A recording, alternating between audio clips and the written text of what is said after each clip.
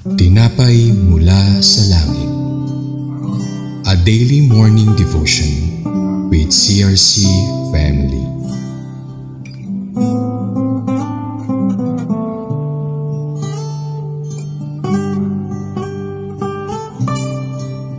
Sa mapagpalang umaga mga kapatid, ako muli si Pastora Ana Teresa Carts from CRC Daughter Church. Samahan ninyo kami sa ating programang Tinapay Mula sa Langit, ang pang-araw-araw nating devotion sa salita ng Diyos. Ngayong umaga ay matutunghayan natin ang magandang balita sa mga Bilang, chapter 22, verse 22 to 27. Ating pong basahin, sabi po dito, verse 22, kasama ang dalawa niyang utusan nagalit ang Diyos. Dahil sa pangyayaring ito, kaya't hinadlangan ng anghel ni Yahweh ang daraanan ni Balaam. Nakatayo sa daanan ang anghel, hawak ang kanyang tabak na makita ng asno ang anghel. Lumihis ito ng daan at tagpunta sa bukirin. Kaya pinalo ito ni Balaam at pinilit na binabalik sa daan. 24, ang anghel naman ni Yahweh ay tumayo sa makitid na daan sa pagitan ng ubasan at ng pader. 25, nang makita siya ng asno, sumiksik ito sa pader at naipit ang paa ni Balaam. Kaya't muli itong pinalo ni Balaam. 26, ngunit ang anghel ay humarang muli sa lugar na wala nang malilihisan ang asno. 27, na makita na naman siya ng asno, higa na lamang ito, kaya nagalit si Balaam at muling pinalo ang asno. Ngunit bago po tayo magpatuloy, tayo dumako sa maikling panalangin. Aming Ama sa langit, maraming salamat sa araw na to. Pinagkaloob niyo po sa bawat isa, Panginoon, na kami po sabay-sabay na magpuri at magpasalamat sa inyo. Lord God, sa bawat isa, Panginoon, kami po humihingi na aming kapatawaran sa aming mga kasalanan, Panginoon, sa isip, sa salita at sa gawa. Kayo lamang po magbigay ng kapatawaran sa amin, Panginoon, dahil kayo lamang po ang aming pong Panginoon na magbibigay ng kapatawaran at kalinisan sa aming mga nagawang kasalanan. Lord God, sa araw na ito, itago niyo po ako sa inyong likuran upang kayo po ang manahan na manguna sa aming pong gawain na ito, Panginoon. At sa bawat isa, kayo lamang po ang mag-ingat sa kanila kung nasan man sila. At ngayon po, Panginoon, kayo po ang mag-bless sa bawat isa upang masimulan na ang umaga na ito na may pagpapala ninyo, Panginoon. Ay lamang po ang aming samot na langin sa pangalan ni Jesus. Amen at Amen. Sa ating pong pag-aaralan ngayon pong umaga na ito na isang kwento na ating pong kapatiran na si Balaam. So ang kwento na ito ay nagpapakita ng pagkasoberano ng Diyos sa lahat ng nilikha at ng kanyang kakayahan na ipaalam ang kanyang kalooban sa pamamagitan ng di karaniwang paraan. Bukod dito, ito ay naglilingkod bilang isang paalala laban sa pagmamahal sa sarili at ang kahalagahan ng pakikinig sa gabay ng ating pong Diyos. Unang-una ay ang pagkilala sa soberanya ng Diyos. Ang kwento ay nagpapakita kung paano ang Diyos ay naghahari at nagpapasya sa lahat ng mga bagay, pati na rin sa mga hayop at anghel. Ito ay nagpapaalala sa atin na tayo ay dapat magtiwala at sumunod sa mga plano ng Diyos sa kabila ng mga pagsusubok ng ating kinakaharap. So diba, nabasa naman po natin kanina, napakinggan na patuloy na sinusuway ng asno ang mga gustong ituro ng anghel sa pamamagitan ng anghel. Diba, nakailang try na pigilan at ituwid ng direksyon ng asno ng ating pong Panginoon sa pamamagitan po ng anghel. So yung pangalawa naman po, ang pagpapahalaga sa kabutihan ng mga hayop. Ang paglalarawan sa asno na nagpapakita ng mas maraming pag-unawa at kalaman kaysa kay Balaam ay nagpapakita ng kahalagahan ng pagpapahalaga at pag-aalaga sa mga hayop. Ito ay nagpapaalala sa atin na dapat nating igalang at alagaan ang lahat ng nilalang ng Diyos. Dito nga po sa kwento natin na lagi pong pinapalo ni Balaam ang asno dahil lagi na lang pong palihis or sa ibang direksyon po dumataan ang asno. Pangatlo naman po, ito po ay pagpapahalaga sa pakikinig sa gabay ng ating pong Diyos. Ang kwento ay nagpapakita kung paano ang pagtanggi ni Balaam na pakinggan ang gabay ng Diyos ay nagdulot ng kanyang mga problema at panganib.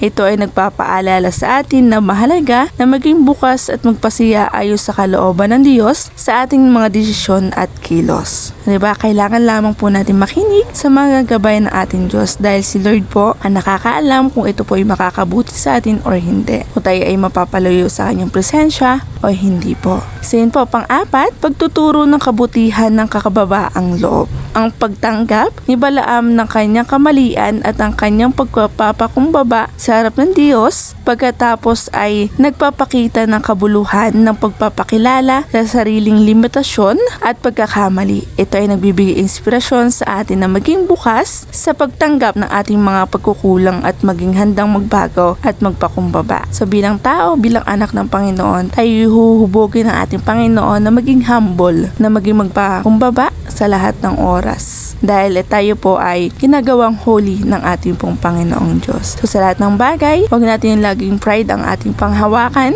dahil hindi po tayo niyan ililigtas. Sa bali, tayo po ay magpakumbaba dahil ayun po ang pangako at ang utos ng ating Panginoong Diyos. Sa kwento na to, nasaksihan natin ng isang kahangang kwento kung saan si Balaam, isang propeta, ay nakaharap ang isang anghel ng Panginoon habang siya'y sakay ng kasno po. Andito yung mga sign habang tayo lumalakad sa ating pong Panginoong Diyos na nagpapakita kung paano kumilos ang ating Panginoon sa buhay natin, na kung paano tayo ituwid sa bawat desisyon natin sa buhay. Diba mga kapatid? Maganda, masarap sa feeling na tayo'y tinutuwid ng ating Panginoong Diyos sa ating pong buhay. So bilang application po sa ating pong pag-aralan ngayon, na meron tayong sariling plano na ating ipapahamak at ikapapahamak din ng iba. Ngunit dahil sa tayo ay mahal ng Diyos, hindi niya ito pinahintulutang mangyari. Meron siyang mga kaparaanan na madalas ay hindi natin makita. Tulad ng anghel na sugo ng Diyos. Asno ang nakikita ni Balaam na tingin niya ay malaking hadlang sa kanyang plano na sumpain ang Israel. Napakahalaga na tayo ay sumunod sa pinag-uutos ng Diyos at huwag tayong masilaw sa kapangyarihan, kayamanan o karangyaan, kapalit ng pagsumpa sa hinirang ng Diyos. Ipapakita rin ito ang kahalagahan ng tiwala sa plano o sa salita ng ating Diyos. Salita ng Diyos at huwag sa salita ng tao na ating ikapapahamak. Sabi nga po sa 1 John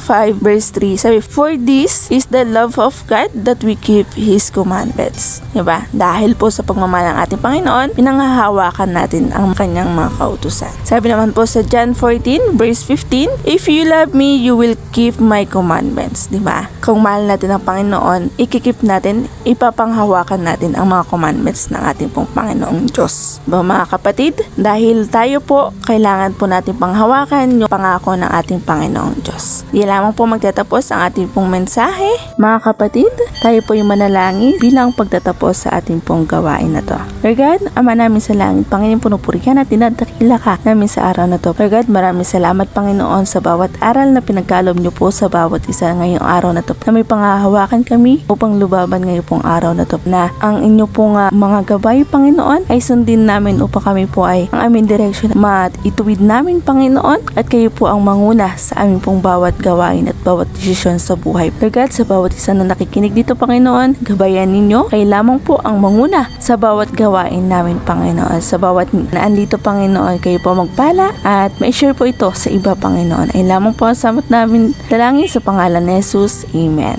Maraming salamat po sa inyong pakikibahagi sa ating programa. Lagi po natin pagnilayan ang salita ng Diyos mula sa ating puso na ilubos magiging kaunawaan natin dito. Muli po ninyo kaming samahan bukas sa pagninilay ng kanyang mga salita dito sa programang Tinapay Mula sa Langit. Malaya po ninyo itong i-share ang video na ito upang kayo rin ay maging pagpapala sa iba. Pagpalain po tayong lahat ng ating Panginoon. Magandang umaga.